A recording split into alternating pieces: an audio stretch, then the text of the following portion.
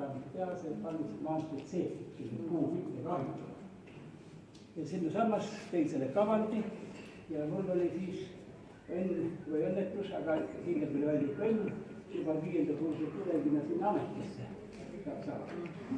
Ja siis oli nii, et sellel meie väikesel kollektiivil tuli siis töötada välja need kasuulid, mida siis maestada vaatab üle, kõik teaks.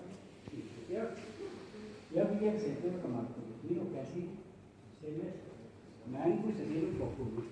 Siin on täna vaatasin oma arhiivi üle, siin on seesama Lepa töö, eks ole, kus kohal.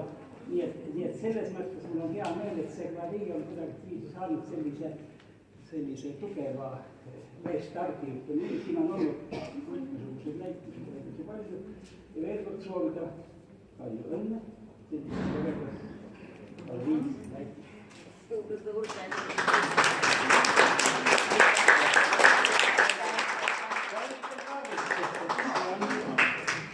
Thank you.